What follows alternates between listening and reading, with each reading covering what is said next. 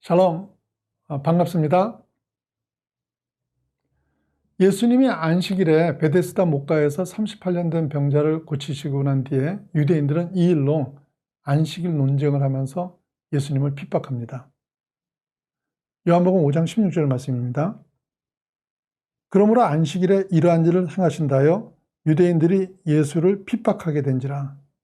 이들에게 예수님이 말씀하시죠. 39절과 40절 말씀입니다. 너희가 성경에서 영생을 얻는 줄 생각하고 성경을 연구하거니와 이 성경이 곧 내게 대하여 증언하는 것이니라. 그러나 너희가 영생을 얻기 위하여 내게 오기를 원하지 아니하는도다. 자, 이들은 성경을 잘 알고 신앙적인 열심이 있었던 사람들입니다. 그렇기 때문에 이들은 예수님이 전하는 말씀이 어떤 말씀인지를 누구보다도 잘 알았습니다. 그럼에도 불구하고 예수님을 피한다는 거예요. 왜 그렇습니까? 누구보다도 말씀을 잘 알고 있었고 또 예수님 오기를 기다리던 사람들인데 막상 예수님이 나타나시자 아주 불편해하고 트집을 잡고 피하는 것입니다. 이해할 수 없는 일이죠. 이유가 뭡니까? 예수님께서 그 이유를 분명하게 밝혀주십니다. 요한복음 5장 42절 말씀입니다. 다만 하나님을 사랑하는 것이 너희 속에 없음을 알았노라. 하나님을 사랑하지 않기 때문입니다. 신앙적으로 열심을 내고 있지만 그 열심이 하나님을 향한 열심이 아니라 바로 자기를 위한 열심이었던 것입니다. 그래서 그들이 진정 원하는 것은 진짜 하나님의 뜻이 이루어지는 것보다는 자기들의 영향력이 커지고 자기들이 대접을 받는 그것이었습니다. 누가복음 18장에 바리새인과 세리의 기도를 비교하신 말씀이 있습니다. 18장 11절과 12절 말씀입니다. 바리새인은 서서 따로 기도하여 이르되 하나님이여 나는 다른 사람들 곧 토색 불이 간음하는 자들과 같지 아니하고 이 세리와도 같지 아니함을 감사하나이다. 나는 일에 2번씩 금식하고 또 소득에 11조를 드리나이다 하고.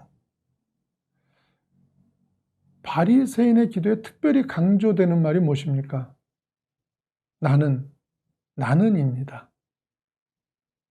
주님 앞에서 그것도 기도하러 나와서도 증명하고 싶은 것이 나인 것입니다. 그리고는 기도를 하는데 어떻게 서서 기도한다고 합니까? 따로 서서입니다. 그게 무슨 말입니까? 내가 저런 사람들과는 같은 대접을 받을 수가 없다는 거죠. 이건 참으로 잘못된 겁니다. 하나님 앞에서 사람을 멸시하는 것은요, 그 사람을 지으신 창조주를 멸시하는 것입니다. 그런데 말로는 그렇게 안 한다고 하면서 막상 자신이 좀 나은 위치에 있으면 여지없이 그런 구분을 하는 사람들이 많이 있습니다. 어떤 분이 목사님 내 아들이 여자를 사귀는데 하필이면 내가 너무 잘하는 집안이에요. 제가 그래서 그런데요. 그 집이 집안도 복잡하고 아주 어려워요. 그래서요. 그랬더니 그런데 어떻게 감히 우리 집안을 쳐다봅니까? 이러시는 거예요. 가슴이 철렁했어요. 돈 좀 있다고 오늘 형편이 좀 낫다 그래서는 안 되는 거죠. 예수님은 이런 사람들에 대해서 어떤 태도를 보이십니까? 누가복음 18장 14절입니다. 내가 너희에게 이르노니 이에 저 바리새인이 아니고 이 사람이 위롭다 하심을 받고 그의 집으로 내려갔느니라. 무릇 자기를 높이는 자는 낮아지고 자기를 낮추는 자는 높아지리라 하시니라. 당시의 세리는 로마에 붙어서 자기 배를 채우는 사람들이었습니다. 이들은 로마에서 요구하는 세금을 납부한 뒤에 그 이상 거둔 것이 자기 몫이 되기 때문에 정말 피도 눈물도 없이 세금을 거두던 사람들입니다. 그래서 당시의 세리는 돼지하고 똑같이 취급을 당할 정도였습니다.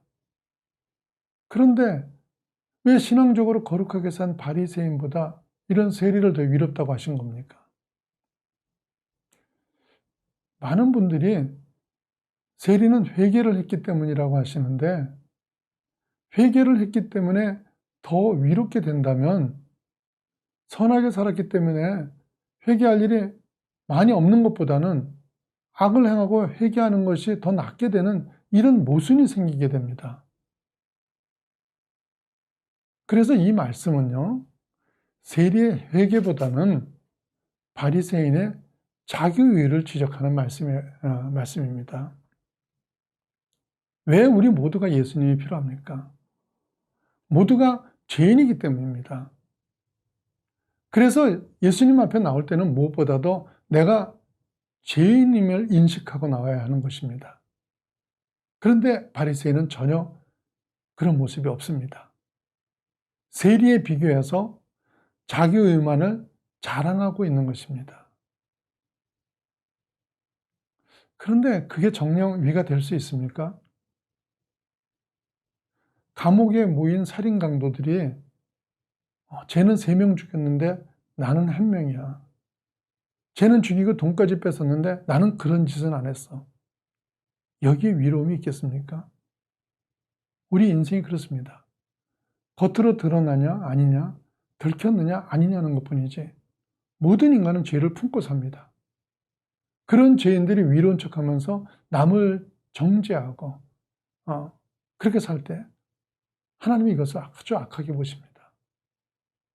그래서 로마서 2장 3절에 이런 일을 행하는 자를 판단하고도 같은 일을 행하는 사람아 내가 하나님의 심판을 피할 줄로 생각하느냐. 심판을 피할 길이 없다고 말씀하시는 겁니다. 은혜로 사셔야 합니다. 지적하고 심판하고 판단하는 삶에는 은혜가 없습니다. 우리는 누구도 남을 판단할 자격을 가지고 있지 않습니다. 모든 사람은 각자의 입장과 사정이 있습니다.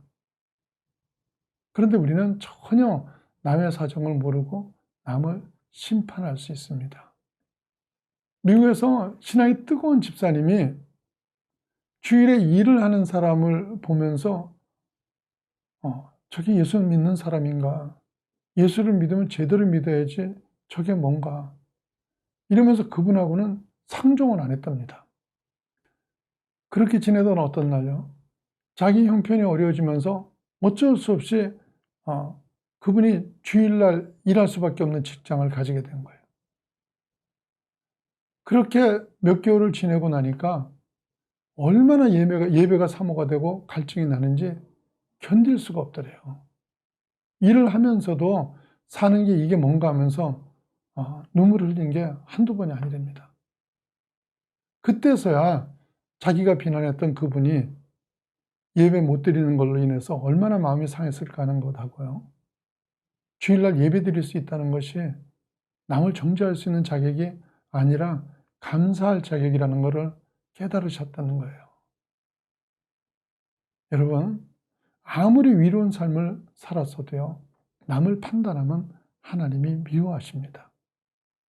살다 보면 나보다 나은 사람도 만나고 못한 사람도 만납니다. 그런데 자식을 키워보신 분이면 다 아시겠지만 자식이 다 똑같지 않습니다. 나은 자식도 있고 부족한 자식도 있습니다.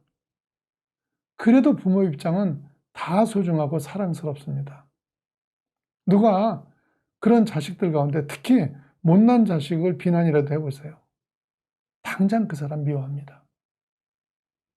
우리는 모두 하나님의 자녀들입니다. 조금 잘났다고 남을 손가락질하면 누가 잘나고 못나고를 떠나서 모두가 하나님께 미움받습니다. 하나님 나라의 비밀을 깨달아가고 계시는 여러분은 어떤 경우에도 자기 의를 자랑하지 마시고 조금이라도 내게 나은 면이 있으면 감사함으로 하나님 앞에 나오시기를 예수님 이름으로 축원합니다.